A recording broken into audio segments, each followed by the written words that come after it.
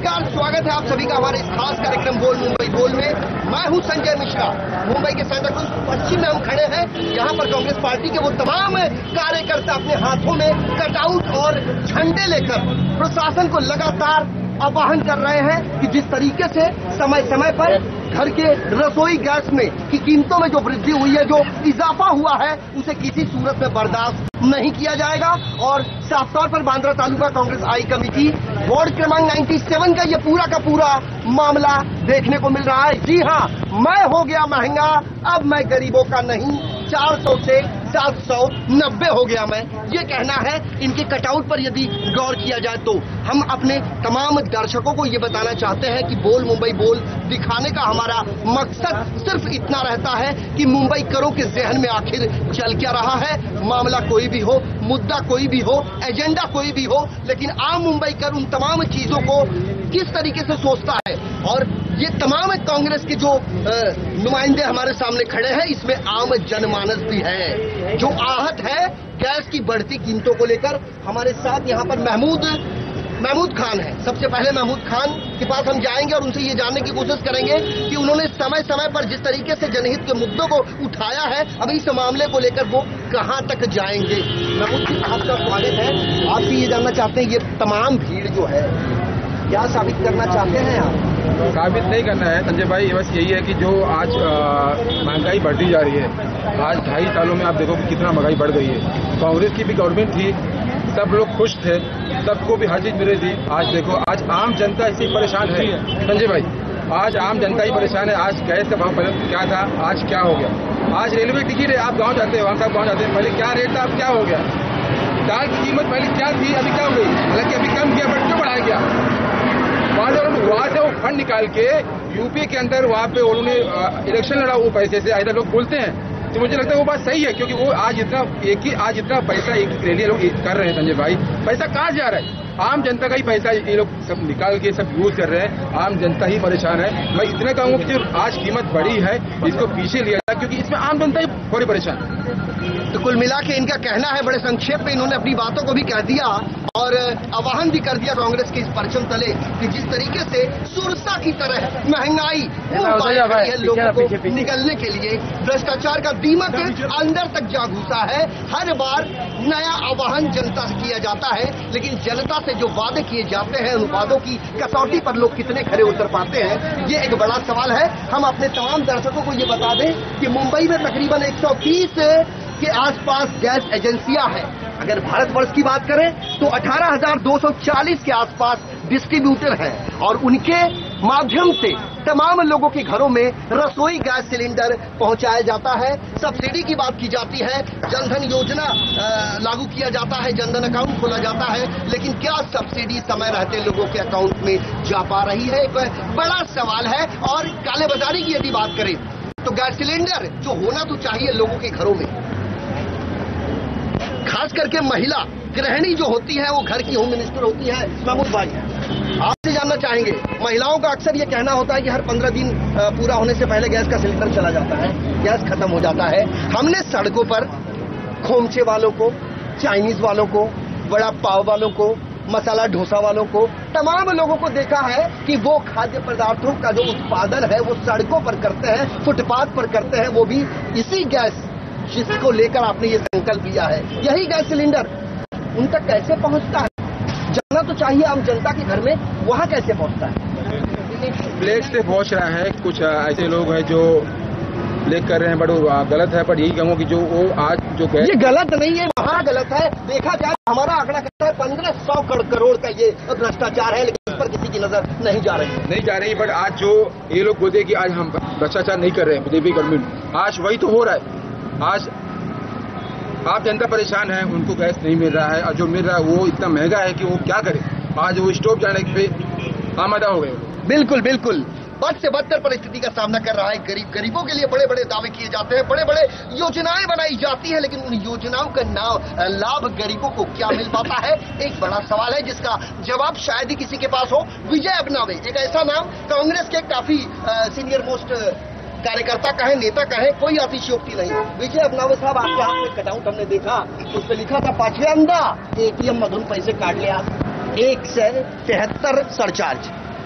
देखो, मैं ये कहना चाहता हूँ कि मोदी ने 15-15 लाख रुपया अकाउंट में डालने का वादा किया था। आज ऐसी परिस्थिति हो गई है कि जो एक मजदूर आदमी, भिखारी आदमी जो सड़कों के ऊपर काम करता है, 200-400 रुपया, 500 रुपये के ऊपर वो कमाता नहीं है। और जितने भी जो मजदूर लोग हैं यूपी बिहार से आए हुए हैं, वो अपने बैंक के अंदर पैसा डालते हैं कि अपने गांव भेजो। तो गांव भेजने के बाद उनके अकाउंट से 150 रुपया, 200 रुपया ट्रांजेक्शन फी काटी जा रही है। तो ये कितना परेशानी की बात है। पूरे कांग्रेस पार्टी इस मामले को लेकर कहां तक जाएगी? कांग्रेस पार्टी इस मामले पर जाके पूरा गली गली, पूरा मुंबई, महाराष्ट्र के अंदर, पूरे बम्बई के अंदर, पूरे इंडिया के अंदर गली गली आंदोलन करेगी जब तक ये गैस का पैसा कम नहीं हो जावे। और ये जो ट्रांजेक्शन फी जो गई है अकाउंट से कट के, जो आदमी लोग के, सादा आदमी लोग के होते थे, वो ट्रांजेक्शन फी गवर्नमेंट को उनके अकाउंट में वापिस रिवर्स लाना पड़ेगा। जब तक नहीं लाएंगे आगे हम लोग उसको आंदोलन करेंगे, उपोषण में बैठेंगे। कांग्रेस पार्टी पूरे जोर शोर के अंदर जितने भी हमारे वरिष्ठ नेता है सभी जन लगे पड़ेंगे। और ये बहुत गलत हो रहा है कि दलित भी इसके अंदर बहुत परेशान है। सब परेशान है, सब के सब परेशान है, लेकिन मामला जो है वो थमने का नाम नहीं ले रहा है। हम अपने तमाम दर्शकों को बता दें, मुंबई के सांता क्रूज वेस्ट का इलाका है जो मुंबई के पश्चिम उपनगर में स्थित है। दौलत नगर, चूना भट्टी, ये इलाका किसी से छिपा नहीं है। यहाँ पर हमारे साथ और भी कई लोग हैं। जनाब, आपसे जानना चाहते हैं, वाहिद भाई, एक बात समझ में नहीं आई। बीएमसी चुनाव बीत गया, उत्तर प्रदेश चुनाव बीत गया, चुनाव का दौर आता है चले जाता है, जनता जस की तस। क्या साबित करना चाहते हैं ये राजनेता और क्या करेंगे आप और आपकी ये कांग्रेस पार्टी आम जनता के लिए? जनता के लिए आज से भी कम से कम 4-5 साल हो गए और जनता के लिए ही काम कर रहे हैं और जनता के लिए काम करते रहेंगे हम लोग। भले हार गए तो क्या हुआ, काम हम करेंगे। और मोदी सरकार तो ऐसी है ना कि फुसला के वोट ले रही है। पता नहीं हमारे पब्लिक को क्या हो गया है, समझ में नहीं आ रहा है। पब्लिक वो इतना करप्शन करे जा रहा है लेकिन हमारी पब्लिक उसको फिर भी वोट फुसला के वोट मांग रहे हैं, पब्लिक उन्हें दिल खोलकर वोट दे रही है। लेकिन आप कोई एक ऐसा कार्ड तो बताइए जनाब, कि ऐसा कोई खाका, कोई प्लेटफॉर्म बताइए जो कांग्रेस पार्टी ने तैयार किया हो और वो मील का पत्थर साबित हो जनहित के मामलों को लेकर। अभी ये हमारे बड़े लोग, नेता लोग का काम है। ये जनहित क्या तैयार कर रहे हैं वो बड़े नेता, हम लोग छोटे नेता हैं, हम लोग वार्ड में काम करते हैं, हमारे वार्ड की सुरक्षा हमको करना है। बिल्कुल, बहुत उचित बात इन्होंने करी है, क्योंकि स्थानीय निकाय चुनाव बीता है और आम जनमानस के दिल पर, उसके परिवार पर तमाम मुद्दों को लेकर क्या बीत रही है ये उनका दिल ही जानता है। क्योंकि कहावत है कि जिसका छिलता है उसी का चुनमुनाता है। अब हमारे साथ और भी कई लोग हैं। नमाज की अजान भी हो गई है, सर आपसे एक सवाल पूछेंगे और हम उम्मीद करेंगे कि आप उसका सही जवाब। तमाम पार्टियां वादे करती है, सत्ता पर जो पार्टी आसीन होती है वो भी वादे करती है, जो हार के जाता है वो भी मानने को तैयार नहीं होता है। ये तमाम कवायदों का जो दौर है, अटकलों का जो बाजार है, आपस में जो नूरा कुश्ती चलती है, इसका खामियाजा आम जनता ही भुगतती है। ये लड़ाई क्या अपने अंजाम तक पहुंचेगा? क्योंकि आज आपने आगाज किया है। सबसे पहले मैं बताऊंगा कि मेरा नाम मौलाना अब्दार खान है, मैं कांग्रेस पार्टी से मुंबई का वाइस प्रेसिडेंट हूँ। दूसरी चीज जो आपने बोला कि इस सरकार और आपकी सरकार क्या करेगी, कहाँ तक पहुंचेगी। ये सरकार देखा जाए तो अंबानी की है, बड़े लोगों की है। क्योंकि कोई भी एमएलए, मैं बीजेपी का एक भी एमएलए मुझे नाम दे दो जो एक फुटपाथ वालों को जाकर के या सलाम वालों को पास जाकर खड़ा हो, सिर्फ वो बिल्डिंग के लोगों को देखते हैं। आज चूना भट्टी में देख लो आप, शास्त्री नगर के आगे हमारे आशीष सालार साहब जो आमदार यहाँ के हैं वो कभी नहीं आते। बिल्डिंग में इंसान नहीं रहता? नहीं, इंसान जरूर रहते हैं। क्या यहाँ पे इंसान नहीं रहते? मैं चैलेंज करता हूँ इस महाराष्ट्र सरकार को नहीं बल्कि हिंदुस्तान सरकार को कि आज अगर कोई वोट डालने वाला होगा, ज्यादा तादाद में अगर कोई होता है तो वो सलाम का व्यक्ति होता है। बिल्कुल बिल्कुल। क्या वो गरीब को जो छोटा जो सिलेंडर की बात आती है, छोटे सिलेंडर कांग्रेस सरकार में 400 से 500 तक था, आज 790 इस तरीके से रेट चल रहा है। मुझे बताओ क्या ये सरकार सही काम कर रही है? हमारे देश के पीएम साहब बोलते हैं हम गरीबों के लिए बड़ा अच्छा काम करते हैं। मेरा एक छोटा सवाल है पीएम साहब से कि आज जब पैसा बंद किया गया तो लोगों ने अकाउंट में डाला। आज फुटपाथ के रोड पे जो लोग धंधा लगाते थे, जो गरीब व्यक्ति अपने बच्चियों की शादी के लिए, लड़के की शादी करने के लिए पैसा इकट्ठा किया, करने के बाद जब हमारे पीएम साहब ने कहा कि इसको जमा कर दीजिए, हमने जमा कर दिया। आज उस बच्ची के अकाउंट में जो हम शादी के लिए कर रहे थे वो पैसा कम मुझे मिल रहा है। तो ये शायद नाइंसाफी है ना गरीबों के साथ। ये किसके साथ? बिल्डिंग वालों के साथ नहीं हो रहा है, ये स्लम वालों के साथ होता है। सर ऐसा नहीं होना चाहिए। और आज जो मशीन की बात हो रही है ना, जो इलेक्शन में मोदी जी बहुमत से आए, ये जो आवाज उठ रही है महाराष्ट्र में, हिंदुस्तान में अपने अपने बताया जा रहा है कि यहाँ पर इतनी सीटें आ रही है। मैं उनसे कहता हूँ अगर उनके अंदर ये चीज है, मशीन हटाओ, कांग्रेस के लोग और गरीब लोग दिखा देंगे तुम्हारे कौन जीत रहे हैं। ये मशीन की बात समझ में नहीं है। मैं आपसे बताऊंगा, एपीएम मशीन जो इस टाइम चल रही है, जो हम लोग वोट डालते हैं। चलिए छोटी सी बात बताएं आपको, आज जिनकी फैमिली है यहाँ पर, कुछ ऐसे आप तो मीडिया वाले आपको ज्यादा मालूमात हमारे से, कुछ ऐसे लोग हैं जिनके 100 वोटें थी घर की, मगर उनको 2, 4, 5 इस तरीके से वोटें मिली। ईवीएम मशीन के बारे में आप बात कर रहे हैं कि जब कांग्रेस जब बहुमत से सत्ता में आई तब भारतीय जनता पार्टी ने भी इसका विरोध किया था। आज भारतीय जनता पार्टी सत्ता में काबिज हुई है, आज कांग्रेस उसका विरोध कर रही है। बात हजम नहीं हो रही है ईवीएम मशीन को लेकर। सर एक सवाल इससे पहले जब कांग्रेस सरकार जब बहुमत से आई तो एपीएम को अपने मुद्दा उठाया, मगर मैं इस बात को बोल रहा हूँ कि कुछ जगहों पे ऐसा हुआ जो आप पेपर में भी देखा होगा, बटन दाबा किसी और का था और लाइट कहीं और जल रही। जी। तो ये कांग्रेस के वक्त में अगर किया होता तो वो भी गलत था। बिल्कुल बिल्कुल। आपका नाम?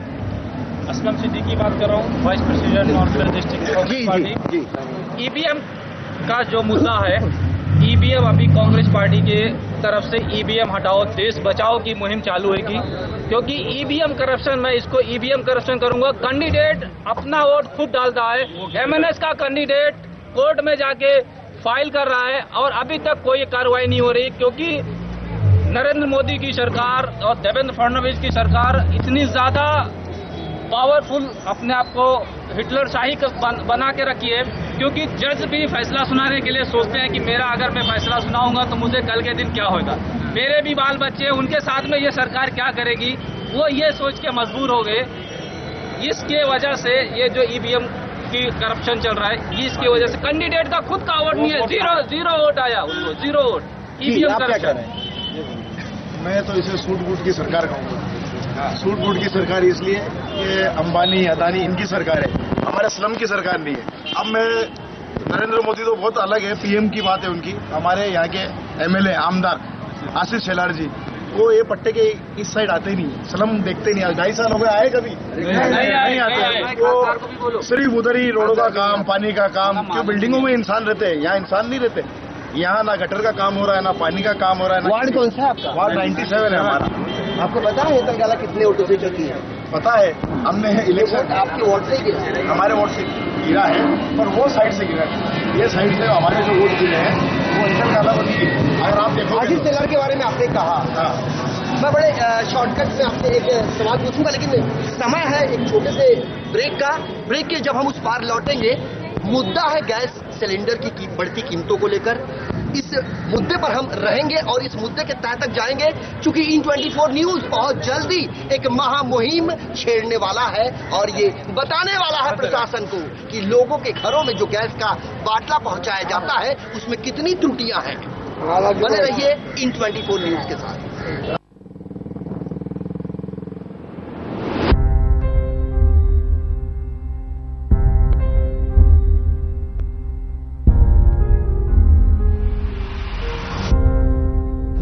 हो सकती ना तो किसी की नहीं हो सकती।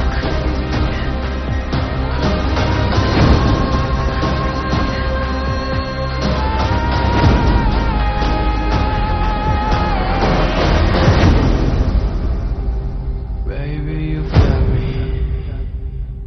You got me.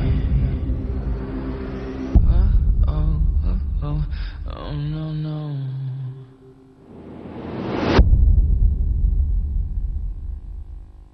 ब्रेक के बाद हमारे इस खास पेशकश बोल मुंबई बोल में आपका स्वागत है। ब्रेक पर जाने से पहले हमने आपको बताया था ये दास्तान है मुंबई के सेंटा क्रूज वेस्ट स्थित वार्ड क्रमांक 97 में, जहां महमूद खान कांग्रेस के परचम तले तमाम कांग्रेसियों को और यहाँ के स्थानीय रहवासियों को लेकर निकल पड़े हैं उस जन आंदोलन को लेकर, जिसमें गैस सिलेंडर की बढ़ती कीमतों को मुद्दा बताया जा रहा है। हमारे साथ महिलाएं बड़े पैमाने पर है। मैडम, सबसे पहले आपका नाम? प्रेमलता जी, आपसे संक्षेप में एक सवाल करना चाहूंगा। पुरुष वर्ग अपने रोजी रोजगार में निकल जाता है, महिलाएं गृहिणी होती है, घर में रहती है, गैस सिलेंडर का कैसा अनुभव रहा है? बहुत गलत अनुभव चल रहा है, क्योंकि हम महिलाएं घर चलाते हैं, हमको मालूम है हर चीज महंगाई इतना तेजी से बढ़ रही है कि गैस का भाव अभी 1 महीने में इतना बढ़ जाएगा वो हम कभी सोचे भी नहीं। जी अभी 700 बोलो, भर्रा बोलो, 600 बोलो, हम सोचते हैं कि थोड़ा घटेगा हर चीज, लेकिन यहाँ तो महंगाई बढ़ती जा रही है। होना क्या चाहिए? बंद कर दे। होना चाहिए कि जिस हिसाब से हम उम्मीदों पे इनको उतारे हैं, इनको कम करना चाहिए हर चीज में। आप इसके लिए जिम्मेदार किसको मानते हैं? हम जिम्मेदार सरकार को मानेंगे। बिल्कुल बिल्कुल, सिस्टम को, सरकार को, सिस्टम को हम जिम्मेदार मानेंगे, क्योंकि सिस्टम जो है वो इस लोकतंत्र को संचालित करता है। और खास करके उन लोगों को भी हम ये बता देना चाहेंगे जिन लोगों का ये अक्सर कहना होता है कि मीडिया आई और चली गई, हुआ क्या ढाक के 3 पात। ऐसे लोगों को हम बताना चाहेंगे कि इस लोकतंत्र में ना ही हम न्यायपालिका है, ना ही कार्यपालिका, ना ही विधायिका। हम हैं इस लोकतंत्र के चतुर्थ स्तंभ, जिसे कहा जाता है पत्रकारिता। हमारा कर्तव्य पूरी निष्ठा से, पूरी ईमानदारी से, पूरी पारदर्शिता के साथ कोई खबर दर्शकों तक पहुंचाना है, उसकी तह तक जाकर। हमने पहले भी बताया था, रसोई गैस सिलेंडर का जो बंदरबाट इस मुंबई में चल रही है वो बड़ी दुर्भाग्यपूर्ण है। सड़कों के किनारे फुटपाथ पर ठेले वालों को परोस दिया जाता है गैस सिलेंडर, लेकिन आम जनता इससे वंचित है। और जो तकलीफें हैं वो लगातार बढ़ती जा रही हैं, खत्म होने का नाम नहीं ले रही हैं। मैडम, आपसे आपका नाम जानना चाहेंगे। आप बताइए, आपको किस तरीके का तजुर्बा है रसोई गैस सिलेंडर को लेकर? कीमतें बढ़ी हैं, संतुष्ट है आप? नहीं, हम लोग नहीं संतुष्ट है। बहुत महंगाई बढ़ रही है, इस पे कंट्रोल होना चाहिए। सरकार को थोड़ा अपने लिमिट पे रहना चाहिए। अच्छा, सब्सिडी आपके अकाउंट में आती है? सब्सिडी का पैसा? सब्सिडी कितना आती है?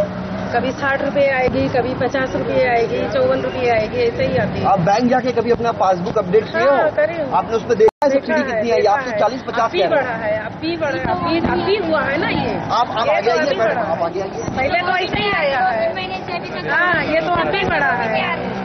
खाली 790 रुपए कर दिया। आप बताइए। देखिए फायदा क्या, जब बढ़ाएंगे नहीं, बोलेंगे कि हम दे रहे हैं, कहाँ दे रहे हैं? जी जी, किसी के पास तो आ रहा नहीं है पैसा। 60 रुपया कुछ होता है क्या? एक टाइम सब्जी नहीं मिलती 60 रुपया में। वैसे एक आम इंसान की दरकार होती है रोटी, कपड़ा और मकान, इससे ज्यादा कोई उम्मीद नहीं है लोगों को, लेकिन ये भी नहीं मिल पाता।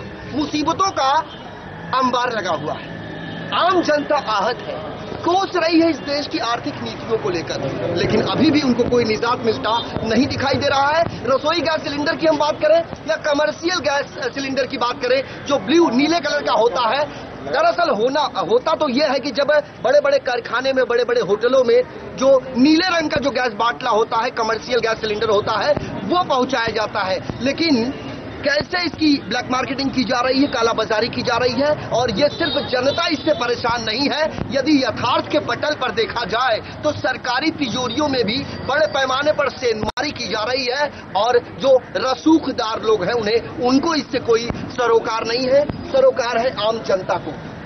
जी, आप मुझे एक बात बताइए, आपका नाम क्या है? रफीक साहब, ये बताइए कितने सालों से आप यहाँ रहते हैं? 25 साल से रहते हैं। जो गैस सिलेंडर का भाव बढ़ा है वो एक बार नहीं बढ़ा है, कई बार बढ़ा है।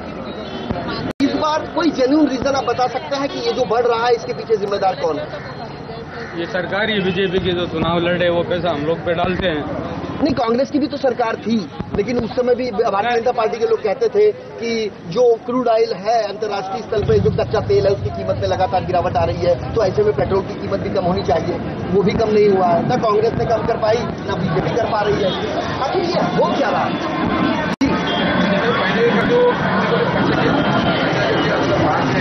उसका रेट बहुत कॉस्टली था उस टाइम पे भी। जो रेट अभी है आज, आप बाहर से उसका प्रति बैरल से समझे कुछ 40 रुपये कुछ समथिंग है जी। वो बेसिस पे हमारा आज जो रेट होना चाहिए पेट्रोल का वो 50-60 रुपये होना चाहिए, 50 रुपये होना चाहिए समथिंग। आज देखो रेट कहाँ से कहाँ पहुँच गया। जो कांग्रेस गवर्नमेंट थी उस टाइम पे कच्चा तेल बहुत महंगा था, तो भी उन्होंने उतना नहीं बढ़ाया। आज देखो आप कितना बढ़ गया। वो लोग कम नहीं करे, वो लोग 140 रुपये हो गया। तो कुल मिला के इन्होंने अपनी बात अपने तरीके से रखी है। हम भी यही चाहेंगे कि जो कीमतें हैं रोजमर्रा के जीवन में इस्तेमाल उपयोगी जो चीजें हैं उनकी कीमत नहीं बढ़नी चाहिए। वैसे खाने पीने की चीज हो और जो पहनावा होता है उसकी जो कीमतें हैं, उन तमाम चीजों में थोड़ा तो रियायत बरतनी चाहिए ताकि आम जनता भी उसका लाभ ले सके, लेकिन ऐसा होता नहीं है। आपसे आपका नाम जानना चाहिए। एक बात बताइए रिजवान साहब, कांग्रेस पार्टी के परचम तले आपने भी कटआउट पकड़ के रखा हुआ है, ये लड़ाई कब तक जाएगी आगे तक? जब तक जाएगी, जब तक ये पैसे बांटने के पैसे, गैस के बांटने के पैसे कंपनी के, जब तक लड़ाई चलती रहेगी। रोड जाम करेंगे, चक्का जाम करेंगे, धरना प्रदर्शन करेंगे, बांटने जब तक पैसा कम नहीं करेंगे। भाई साहब मुझे एक बात समझाइए आप जिस इलाके में रहते हैं वहाँ पर भी बड़े पैमाने पर सिलेंडर, गैस सिलेंडर की कालाबाजारी होती है। इसको लेकर भी आपने प्रशासन से पत्राचार करने की कोशिश की या पुलिस स्टेशन में जाके किसी के खिलाफ मुकदमा दर्ज करने की कोशिश की? मुकदमा तो दर्ज नहीं किया, लेकिन हमने बताया है, पुलिस स्टेशन में लेटर भी बने दिया है कि बाबा ये गैस का बाटला जो ब्लैक मार्केटिंग हो रहा है इसको कम करो, और इसका आप लोग ना प्रचार, मतलब वो क्या बोलते हैं उसको, जागरूकता करो। अवेयरनेस बहुत जरूरी है। वैसे बदलते इस परिवेश में अब ज्यादातर लोग जागरूक हो चुके हैं और यही कारण है कि अब घर से निकलकर लोग सड़कों पर आने लगे हैं अपनी बातों को प्रशासन के सामने रखने के लिए। माता जी आप आगे आइए, क्या नाम है आपका, कहाँ रहते हो आप? आपके घर में रसोई गैस है? तो पहले जो गैस आप खरीदते थे जब वो चली जाती थी 800 रुपये लेते, 1000 रुपये लेते, अभी पहले 800 रुपये लेते और अभी 1000 रुपये। ब्लैक में? आप ब्लैक में खरीदते हैं? अच्छा, आप ब्लैक में क्यों खरीदते हैं? आप कस्टमर नहीं है? आप आगे आइए, आपका नाम क्या है? मेरा नाम परवीन बानो। ये बताइए आपका तजुर्बा क्या है इस गैस सिलेंडर को लेकर? ये मामला आपके समझ में आता है क्या है?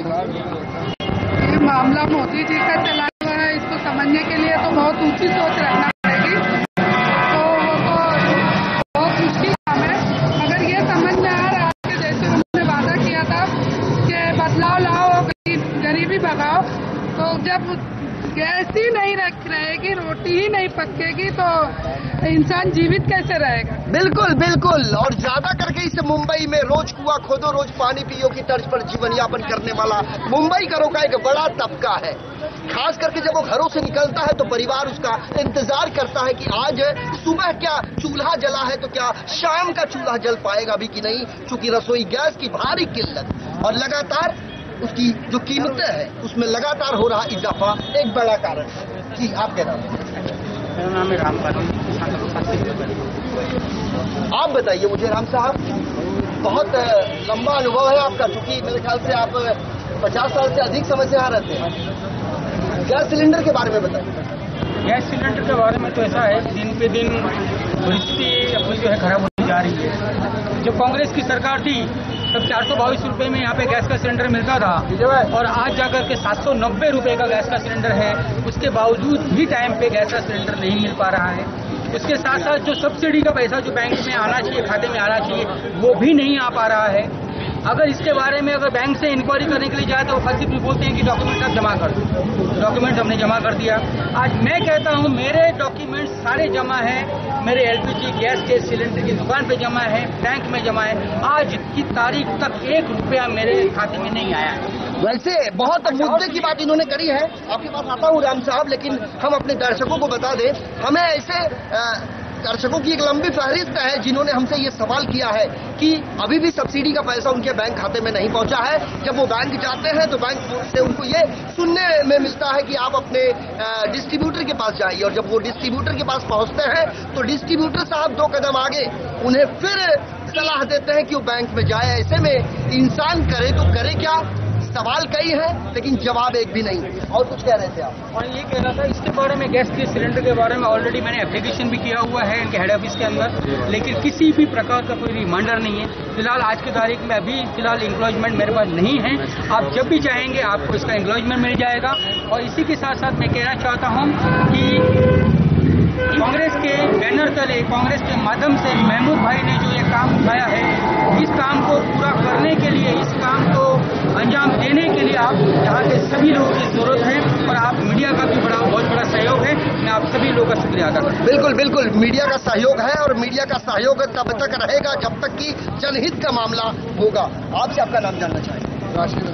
राशि साहब ये बताइए, छोटी छोटी चीजों को लेकर लोग परेशान हैं, चाहे विकास की बात हो, अब तो रोजमर्रा की चीजों पर भी एक लटकती तलवार दिखाई दे रही है। जिम्मेदार किसे मानेंगे आप? लोग कहते हैं सरकार की जिम्मेदारी है, हम कहते हैं ये जिम्मेदारी उस गैस एजेंसी वाले की है जिसके घरों से वो गैस का बाटला लोगों के घरों तक पहुंचता है। ये जिम्मेदारी मैं कहूँगा हमारी अपनी है, क्योंकि हमने सरकार को चुन के दिया है। और एक ऐसी सरकार जिसने आज तक लोगों को सिर्फ बेवकूफ बनाया। सिर्फ नरेंद्र जी बोलते हैं कि मेरे भाइयों और बहनों, और कहानी खत्म। आदमी आज जैसे ही सुनता है न्यूज पे कि भाइयों बहनों तो बिस्तर से गिर जाता है कि भाई पता नहीं मेरा आपके अकाउंट में कोई नया फंड आ रहा है नोटबंदी के बाद से। लोग बिल्कुल इस तरह ऐसा हो गया कि जहां सुने मित्रों, मेरे भाइयों और मेरे बहनों, जहां उन्होंने कहा, आदमी अपना टीवी बंद कर देता है कि भाई नया कुछ सुनकर मुझे हार्ट अटैक ना आ जाए। आज ये गैस सिलेंडर पर इससे पहले 400 रुपए था, 390 से जब 410 रुपए हुआ था, उस वक्त सुषमा स्वराज जी, स्मृति ईरानी जी, ये लोग सब पूरी तरह से अनशन पर बैठ जाएंगे। अरुण जेटली साहब भी, माननीय श्री वेंकैया नायडू जी सिलेंडर उठा के घूम रहे थे ये बताने के लिए कि भाई ये हम लोगों ने या कांग्रेस ने भाव इतना बढ़ा दिया कि लोग त्राही हो गए। तो आज जो 390 का आज से 2 साल या 5 साल पहले जो भाव था, आज वो डायरेक्ट 790 रुपए पहुंच गया। तो इसके बारे में हम खुद जिम्मेदार हैं। सरकार को मैं इस मामले में जिम्मेदार नहीं कहता, हमने चुन के उनको दिया है। एक गलत सरकार, एक गलत फैसले को हमने दिया है। बिल्कुल एक फैसला जो तमाम आने वाले दिनों पर एक प्रश्न चिन्ह खड़ा कर देता है, और यही इनका कहना था कि शायद हमारा लिया गया निर्णय जो था वो गलत निकला, इसीलिए आज जो परिस्थिति निर्माण हुई है उसका नतीजा है। हमारे साथ इफ्तिखार साहब, ये बताइए आप क्या कहेंगे गैस सिलेंडर को लेकर, चूंकि रास्ते पर सड़कों पर गैस के बाटलों को हम देखते हैं, वो बाटला लोगों के घरों में पहुंचना होता है। लोगों को अभी पता चलना चाहिए, इन्होंने उनको वोट दिया, अच्छे दिन को ख्वाब दिखाए, लेकिन पब्लिक को समझ आज भी नहीं आती है। पब्लिक आज भी उनके पीछे है। अभी कब तक तुम वही करते रहोगे और अच्छे दिन की बात करते रहोगे? रोज हर चीज बढ़ती जा रही है, लेकिन पब्लिक का मूड नहीं बदल रहा है। पब्लिक के दिलो दिमाग में कृष्ण भगवान की जैसा मोदी जी छाया हुआ है, उनको नहीं नजर आ रहा है। जब तक जूते की नहीं पड़ेगी, जब तक नहीं सुधरेगी पब्लिक। कुल मिला के अपनी बातों को इन्होंने अपने बुखार बिंद से बाहर निकाला है। ये इनकी पर्सनल सोच हो सकती है, लेकिन हम किसी पर भी ये आक्षेप नहीं ले रहे हैं। हमारा मकसद किसी को डोमिनेट करना नहीं है, हमारा मकसद किसी को नीचा दिखाना नहीं है। हमारा मकसद खबर बिना कट किए पूरी पारदर्शिता के साथ अपने दर्शकों तक ले जाना है, और हमारा ये प्रयास बदस्तूर जारी रहेगा। हम प्रशासनिक अधिकारियों के पास भी जाएंगे, और पेट्रोलियम मंत्री साहब, हमारा सवाल आपसे भी होगा, चाहे हमें ट्विटर के माध्यम से आप तक पहुंचना होगा, या फिर हमें अब मेलबाजी करनी होगी, या फिर पत्राचार, लेकिन हम अवश्य आपसे संपर्क स्थापित करेंगे, और आपकी इसमें भूमिका क्या है ये भी जनता तक ले जाएंगे। हमारे इस खास पेशकश में वक्त तो चला आपसे विदा लेने का, कल फिर हाजिर होंगे किसी अन्य इलाके की अन्य समस्या को लेकर। तब तक के लिए कैमरा पर्सन सदानंद शेट्टी के साथ मुझे आने संजय मिश्रा को दीजिए इजाजत। नमस्कार।